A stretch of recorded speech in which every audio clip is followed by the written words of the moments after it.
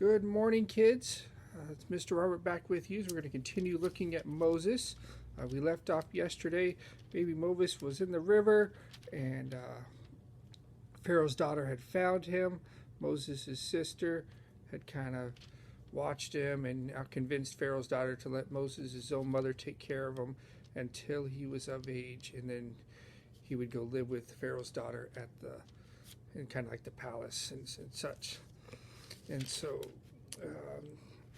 Moses lived there all his life, and then one day as an adult he saw an Egyptian beating a Hebrew, and he became angry, and so Moses killed the Egyptian, and then he knew, like, oh man, I got to get out of here. So he went and ran away to Midian. One day while he was there, he was watching his flock of his father-in-law Jethro, and he walked out and he saw this bush on fire, but it wasn't burning up. And God spoke to him through the bush and said, when the Lord saw he was coming close, God called out to him from the bush and said, Moses, Moses. Moses was like, I'm here.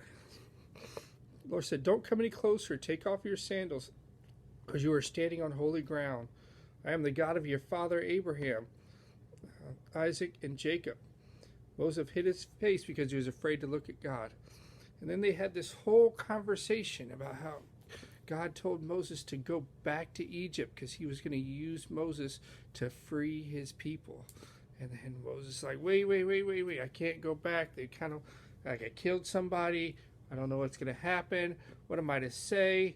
What am I to do? And he goes into this whole exchange with God about why he can't do it. He's like, I don't speak well. If they ask me who you are, who do I say? And God just, every time Moses comes up with an excuse, God says, you're going to do this.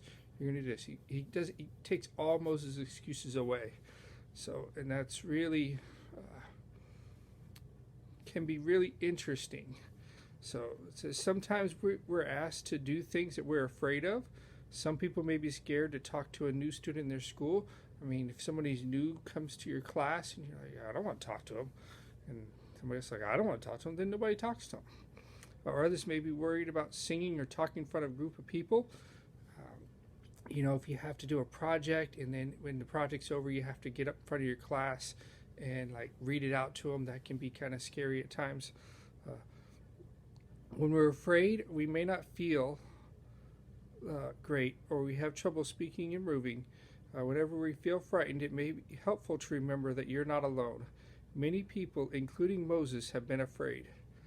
When God told Moses to tell the Pharaoh to free the Israelites, Moses, the former prince of Egypt, tried to get out of it.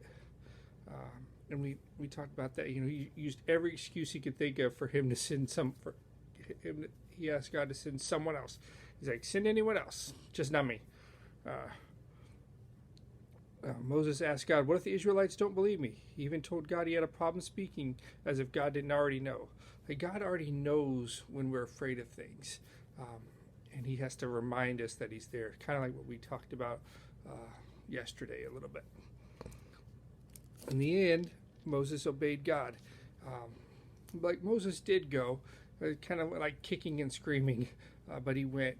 And if you look back at all Moses accomplished after that, and we're going to talk more about that the rest of the week, is how the amazing things God did through him because he was willing to do so.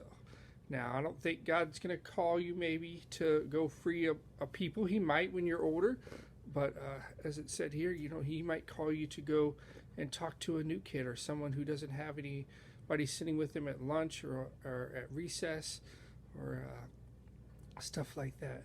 And that's stuff we can do. And it can be scary at first, but we remember God is with us. Moses didn't talk very well, and he used him to talk to a king to free his people. So just listen out. God may ask you to do something that may be a little uncomfortable, a little hard for you, but he's going to use you to do great things. All right? Have a great day. We will see you tomorrow. All right? Bye.